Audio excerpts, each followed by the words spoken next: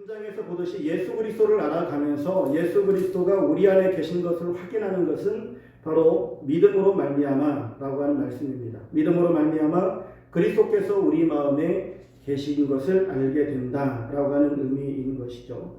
우리가 예수 그리스도를 알아가는 이런 과정은 믿음과 아주 밀접한 관련이 있다라고 하는 겁니다.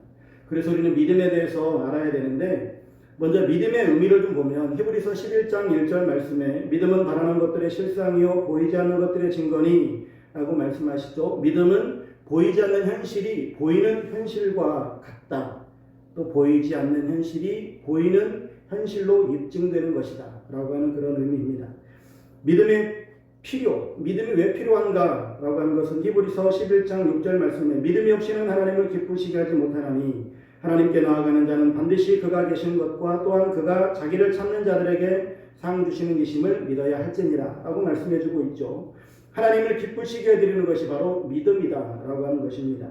그러면 믿음의 대상은 무엇인가를 보면 갈라디아서 2장 16절 말씀에 사람이 의롭게 되는 것은 율법의 행위로 말미암음이 아니요 오직 예수 그리스도를 믿음으로 말미암은 줄 알므로 우리도 그리스도 예수를 믿나니 이는 우리가 율법의 행위로서가 아니고 그리스도를 믿음으로써 의롭다함을 얻으려 함이라. 율법의 행위로서는 의롭다함을 얻을 육체가 없느니라 라고 말씀해주고 있습니다.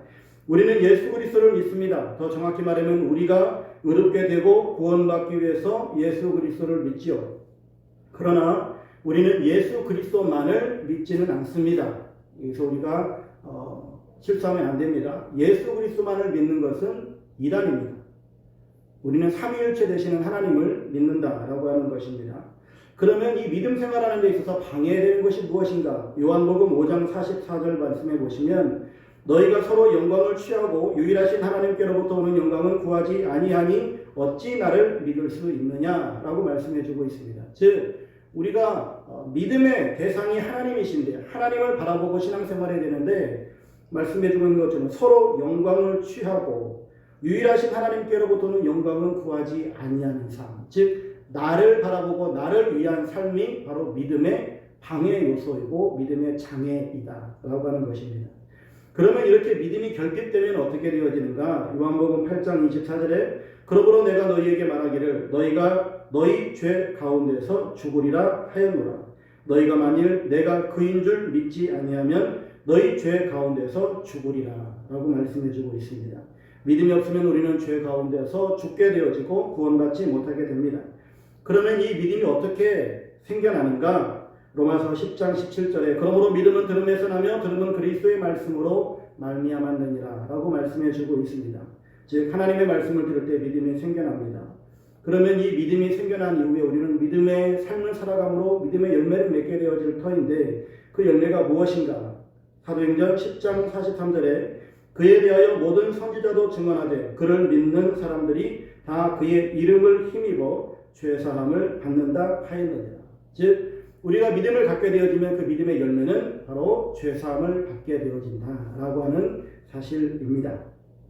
오늘 이렇게 믿음의 개요를 살펴보았는데 오늘 말씀은 우리가 결단을 촉구하고 우리의 변화된 삶을 나누는 그런 말씀이 아닌 오늘 나누는 이 말씀을 통해서 우리가 믿음에 대한 바른 정리가 좀 있었으면 좋겠습니다. 그래서 우리가 믿음에 대해서 바르게 좀 이해하고 그리고 믿음이 어떻게 우리 가운데 자리 잡아야 되는지를 함께 이제 살펴보려고 합니다. 그러면은 좀 더 구체적으로 믿음에 대해서 살펴볼 터인데 믿음이란 사전적 의미로는 믿는 마음이에요.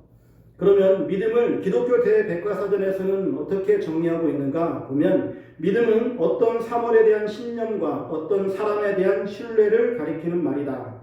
신학에서 믿음이란 인간이 절대자 또는 초월자를 이해하는 것을 나타내는 표현이다. 먼저는 이해하는 것입니다. 그리고 믿음은 계시에 응답하는 것이다. 즉 우리가 하나님을 이해하고 계시에 응답하는 것이 믿음이다라고 말씀해주고 있는 것이죠. 성경에 있어서 신앙의 대상은 하나님이시다. 그러므로 성경에서의 믿음이란 1차적으로 신념이라기보다는 신뢰이며 추상적인 지식이기보다는 인격적인 관계의 문제이다 라고 그렇게 설명해 주고 있습니다. 그래서 성경이 말하는 믿음이라고 하는 것은 기계나 혹은 무생물, 혹은 어떤 사실이나 지식, 혹은 알 수 없는 어떤 거대한 힘, 초월자가 될 수 있겠죠. 이런 거대한 힘 같은 것에 대해서 우리가 나는 믿습니다. 그러니까 거대한 힘이 막연히 있다라고 생각하고 나는 믿습니다라고 하는 이것을 믿음이라고 하지 않는다라고 하는 거예요. 우리가 잘 알다시피 우리 선조들은 산에 대해서도 해에 대해서도 그리고 산신령이 있다, 천지신령이 있다, 용왕신이 있다 알지도 못하는데 거기에 대해서 비나이다라고 하면서 이 비는 것은 믿음이 아니다라고 하는 겁니다. 우리는 보통 믿음이라고 하면 믿습니다. 신뢰를 말하는 것이죠. 그리고 맡기는 것, 의탁, 그리고 주님밖에 없습니다. 주님을 의지하고 기대하는 것. 이런 것을 믿음이라고 생각하곤 합니다.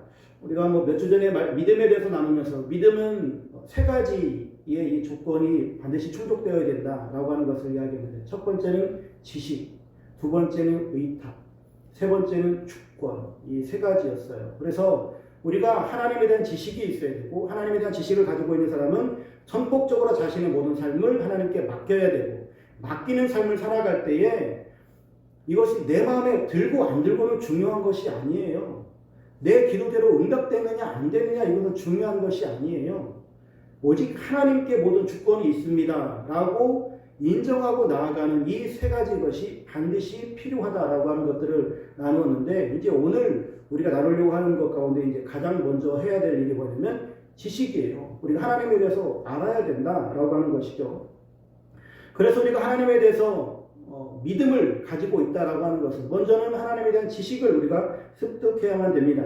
근데 아까 그 기독교 대백과저 사전에서도 설명하고 있는 바와 같이 하나님에 대해서 알아가는 그런 과정은 뭐냐면 하나님께서 우리에게 계시하시고 우리는 그에 대한 응답이 바로 믿음이다 라고 하는 것을 설명해 주고 있잖아요. 그러면 믿음이라고 하는 것은 두 가지의 방향으로 일어난다라고 하는 것을 알 수 있죠. 하나님께서 우리에게 대한 방향이 하나 있고 두 번째는 우리가 하나님께 대한 방향이 있는 거예요. 이 두 가지 것이 이제 일치할 때 그것이 바로 믿음이라고 할 수 있는 겁니다. 그러면 먼저 믿음이 인격과 인격이 만나서 관계에서 생성된다라고 하는 것을 아까 사전에서도 설명해 주고 있는데 그래서 믿음이라고 하는 것은 아이들에게 강제적으로 믿어라고 한다고 해서 믿음이 생겨나는 게 절대로 아니에요. 내가 믿음이 있다라고 하는 것은 아이들에게 강제적으로 한다거나 내가 열심히 가르쳐가지고 그 아이가 지식을 많이 습득했다고 해서 믿음이 생성되는 것이 아니다라고 하는 겁니다. 이 믿음은 인격과 인격이 만나야 돼요. 내 인격과 내 자식의 인격이 만나는 것이 아니라 하나님과 그 자식과의 만남이 일어나야 돼요. 그래야 믿음이 생성되어지는 거예요. 우리의 자녀들이 그래서 믿음이 있느냐 없느냐라고 하는 것은 우리는 잘 알지 못해요. 오직 하나님만 아시는 것인데 우리가 내 자녀들 혹은 내 주변에 있는 내 지인들이 믿음이 있는가라고 하는 것은 하나님이 그를 만났는가, 즉 다시 말하면 하나님께서 그에게 자신을 계시하셨는가, 그리고 그가 하나님에 대해서 응답하고 있는가라고 하는 거예요. 이 계시와 응답이 동시에 일어날 때에만이 우리는 믿음이 있다라고 하는 겁니다. 성경에서도 보게 되어지면 하나님은 끊임없이 이스라엘 백성들에게 자신을 계시하시죠.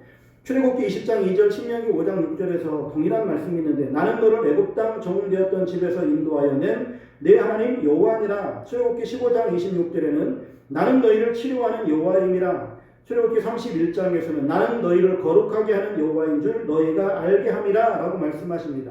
그러면서 그 하나님이 자신을 이렇게 드러내시고 자신을 보여주신 다음에 그 하나님께서 어떻게 우리에게 자신을 계시하시고 그리고 하나님께서 우리 인생들을 사랑하셨는가 라고 하는 것들을 설명해 주고 계세요. 신명기 7장 8절 9절 말씀해 보시면 여호와께서 다만 너희를 사랑하심으로 말미암아 또는 너희의 조상들에게 하신 맹세를 지키려 하심으로 말미암아 자기의 권능의 손으로 너희를 인도하여 내시되 너희를 그 종 되었던 집에서 애굽 왕 바로의 손에서 속량하셨나니 그런즉 너는 알라 오직 내 하나님 여호와는 하나님이시요 신실하신 하나님이시라. 그를 사랑하고 그의 계명을 지키는 자에게는 천대까지 그의 언약을 이행하시며 인애를 베푸시되라고 말씀해주고 있습니다. 즉 하나님께서 우리를 얼마만큼 사랑하시는지 우리를 사랑하셔서 우리의 모든 것들을 다 속량해 주시고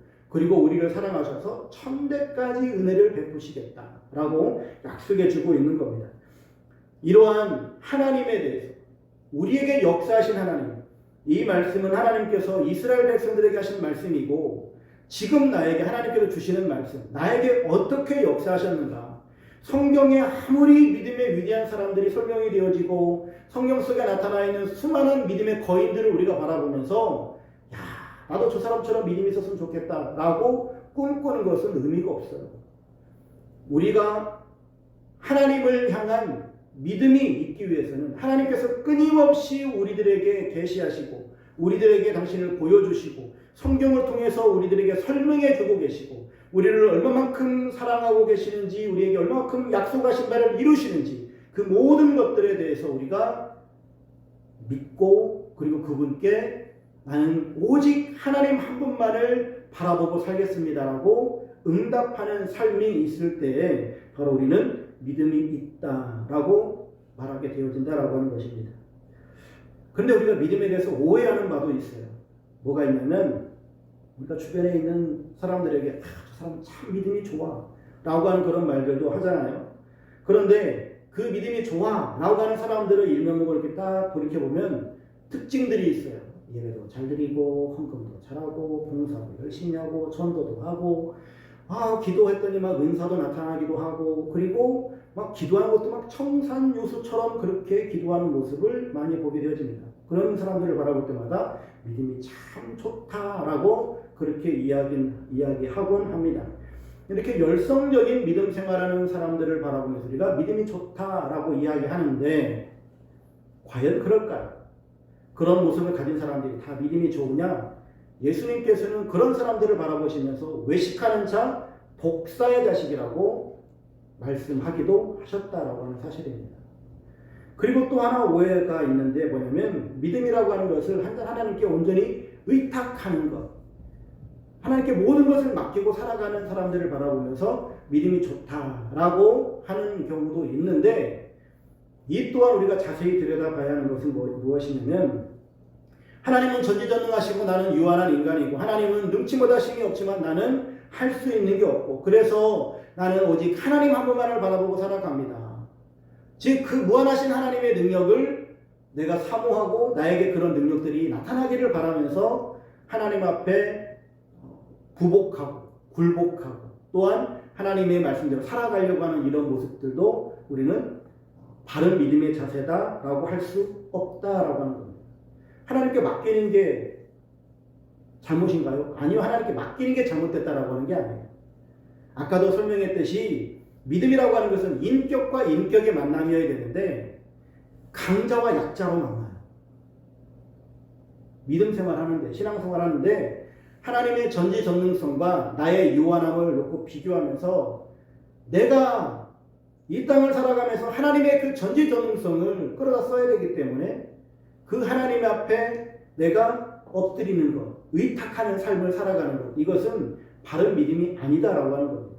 그러니까 하나님의 그 전지전능성을 우리는 사모하고 또한 하나님께서 우리에게 그런 능력 혹은 그런 기사와 이적들을 펼쳐 보이실 때가 있죠. 그런데 이러한 기적의 역사들이 하나님과 나 사이에 하나님을 계시하시고 나는 응답함으로 말미암아 이 인격과 인격이 만나는 그런 현장 속에서 일어나야 되지. 기계적으로 나는 하나님께서 이끄시는 대로 살아가고 싶습니다라고 하면서 하나님 나를 온전히 인도해 주십시오라고 하면서 나는 로봇입니다. 하나님께서 강권적으로 나를 인도해 주십시오. 나는 오로지 기도만 하겠습니다라고 하는 이런 자세도 온당하지 못하다라고 하는 사실입니다.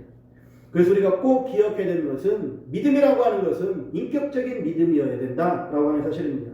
하나님은 인격적인 분이십니다. 하나님은 인격을 가지고 인격적으로 우리에게 다가오고 계시다라고 하는 겁니다. 하나님은 우리를 복되게 하시려고 인격적으로 다가오셔서 그래서 우리에게 아버지가 되시기도 하고 우리에게 선생님이 되어주시기도 하고 우리와 좋은 관계를 맺어가면서 우리들에게 복 주시기를 원하시는 하나님이시다라고 하는 겁니다.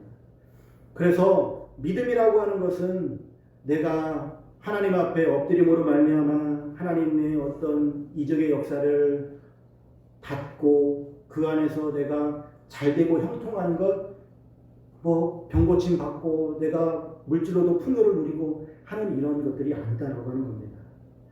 히브리서 11장 말씀에 보면 우리가 잘 아는 믿음장이라고 하는 히브리서 11장 4절 5절 말씀해 보시면 믿음으로 아벨은 가인보다 더 나은 제사를 하나님께 드림으로 의로운 자라 하시는 증거를 얻었으니 하나님이 그 예물에 대하여 증언하시니라. 그가 죽었으나 그 믿음으로써 지금도 말하느니라. 믿음으로 에녹은 죽음을 보지 않고 옮겨졌으니 하나님이 그를 옮기심으로 다시 보이지 아니하였느니라. 그는 옮겨지기 전에 하나님을 기쁘시게 하는 자라 하는 증거를 받았느니라 라고 말씀해 주고 있습니다. 이 사장 아벨 그리고 가인 이 둘의 제사, 하나님께서 아벨의 제사를 받으시고 가인의 제사를 받지 않으시잖아요. 근데 이것을 가지고 이제 해석하는 여러 가지 문제가 있는데 여기에서 이제 세 가지로 한번 해석을 하는 경향들이 있습니다. 첫 번째는 뭐냐면 구속사적인 해석인데 아벨은 피해 제사를 드렸고 가인은 곡물 제사를 드렸기 때문에 하나님은 피해 제사를 원하신다라고 하는 것, 이것이 바로 첫 번째 구속사적 해석인 거고요. 두 번째는 문화적 해석이 있는데 이건 뭐냐면 농경 문화냐 유목 문화냐라고 하는 거예요. 이스라엘 백성들은 유목 문화잖아요. 근데 가나안 땅은 농경 문화잖아요. 그러니 하나님께서 유목 문화인 이스라엘의 재산을 받으시고, 즉 아벨의 재산을 받으시고 가나안 이 농경 문화, 즉 가인이 드리는 이 재산을 받지 않으셨다라고 해석하는 이 문화적 해석이 있어요. 세 번째로는 그 이름에 걸맞는 삶의 형태로 해석하는 것이 있는데 가인이라고 하는 이 이름의 뜻은 무엇이냐면 소유, 얻다라고 하는 뜻이에요. 그래서 아담과 하와가 이제 동침하여서 자식을 낳았는데 가인을 낳았잖아요.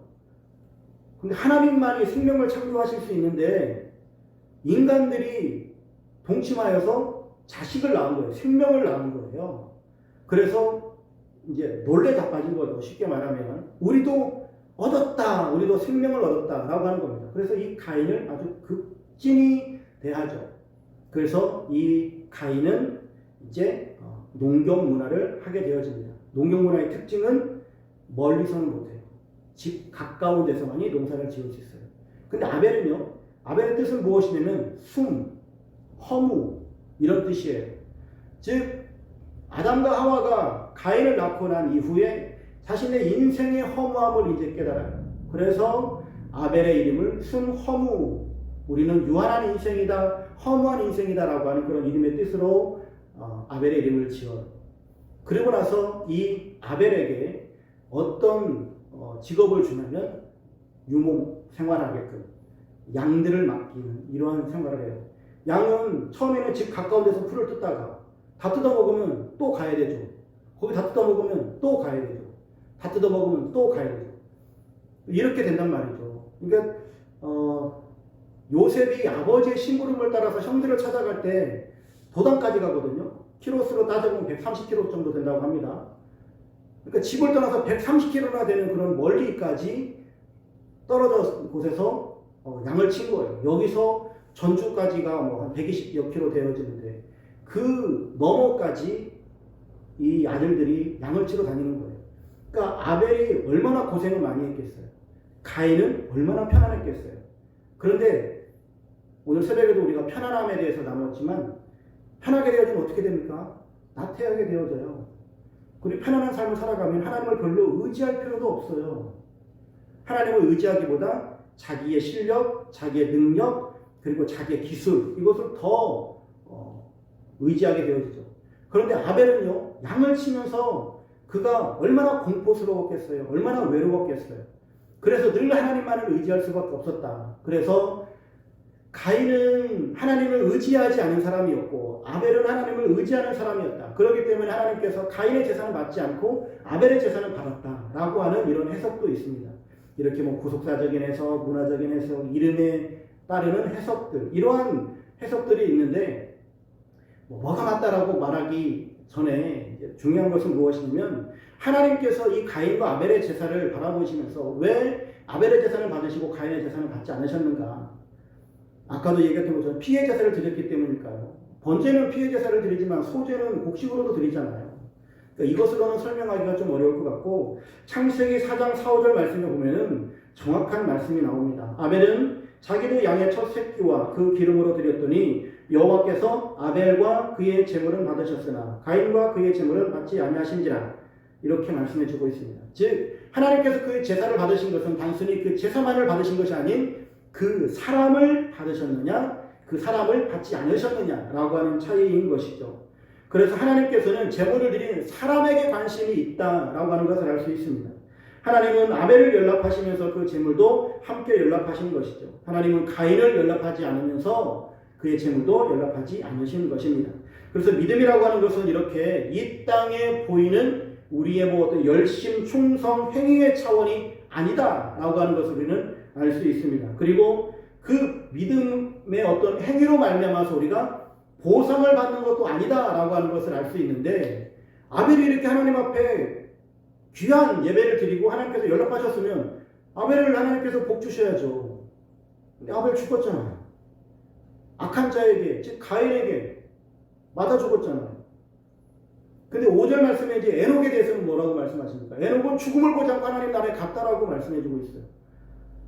똑같은 믿음으로라고 하는 이 단서가 붙는데 믿음으로 아벨은 고래받아 죽었고 믿음으로 에녹은 죽음을 보지 않고 하나님 나라에 갔다라고 하는 겁니다. 즉 우리의 이 땅을 살아가면서의 어떤 그 보상은 우리의 믿음의 여부와 크게 상관이 없을 수 있다라고 하는 겁니다. 저 사람은 뭔 죄가 있어서 저렇게 일이 항상 할 때마다 꼬인데 저 사람은 무슨 복을 타고 나서 하나님의 그러니까 믿음이 얼마나 좋으면 하나님께서 저렇게 축복하실까? 이거 아닐 수 있다라고 하는 겁니다. 그래서 우리는 이 믿음에 대해서 우리가 묵상하면서 성경이 말하는 과연 믿음이란 무엇인가? 인격자이신 하나님께서 인격을 가진 우리들에게 끊임없이 자신을 설명하시고 그 계시에 반응하는 것이 믿음이라고 했는데 창세기부터 요한계시록까지 끊임없이 하나님께서는 당신을 설명해 주고 있어요. 자신을 소개하고 설명하면서 우리를 설득하고 이해시키는 모습들을 보게 되어집니다.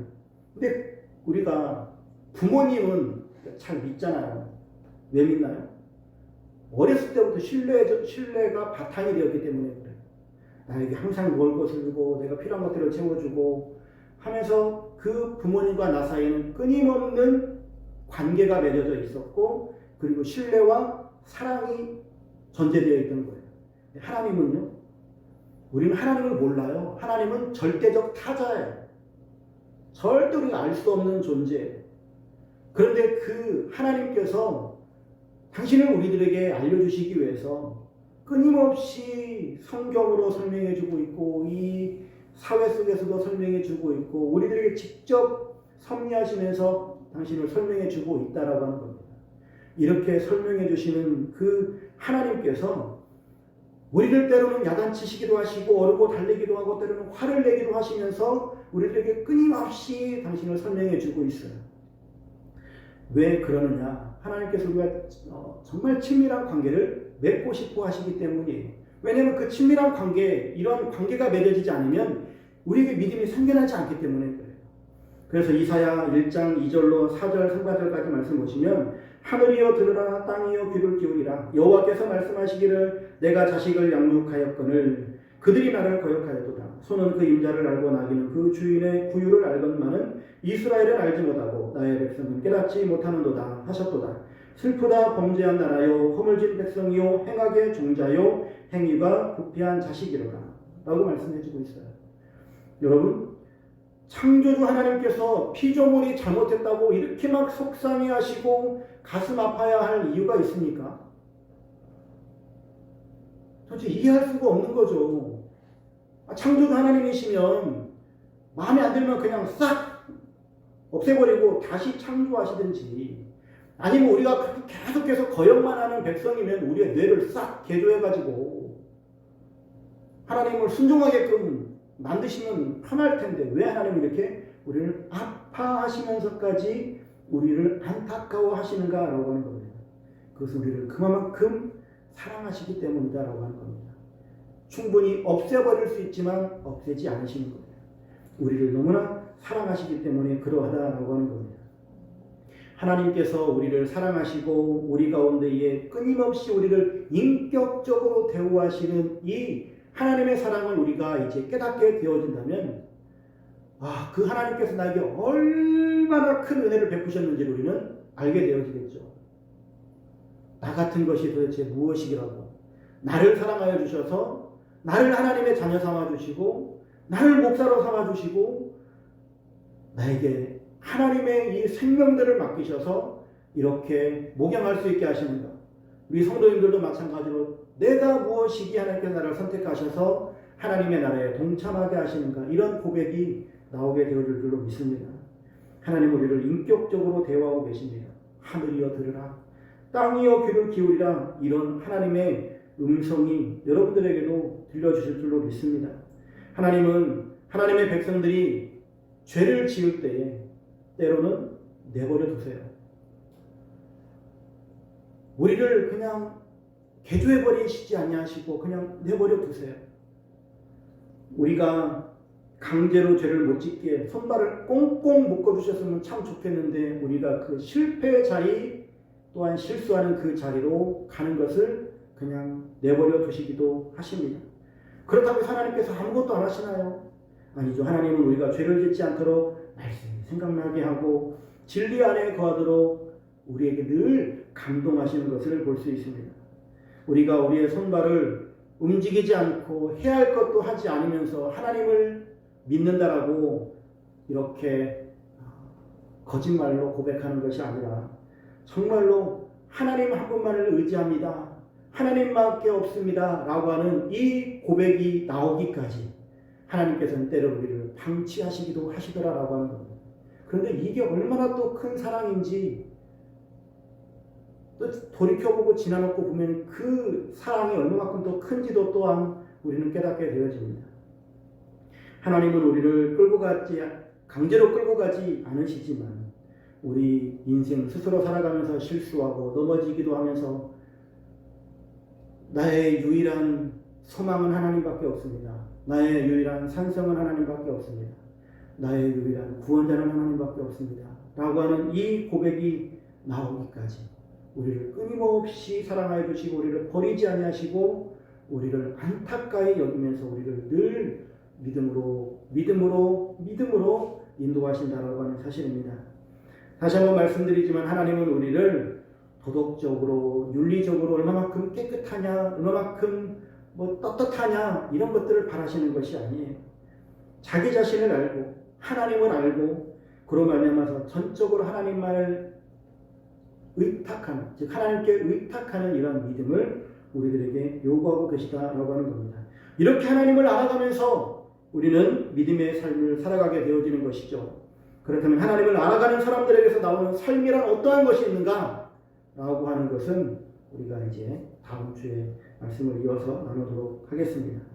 오늘 본문을 통해서 우리는 믿음이란 무엇인지 하나님께서 우리들에게 인격적으로 다가오시고 하나님을 알려주시고 즉 계시하시는 이 하나님의 계시에 대해서 우리가 하나님 앞에서 하나님을 알아가면 알아갈수록 우리가 하나님 앞에 응답하고 반응하는 이러한 삶이 진정한 믿음이다라고 하는 겁니다.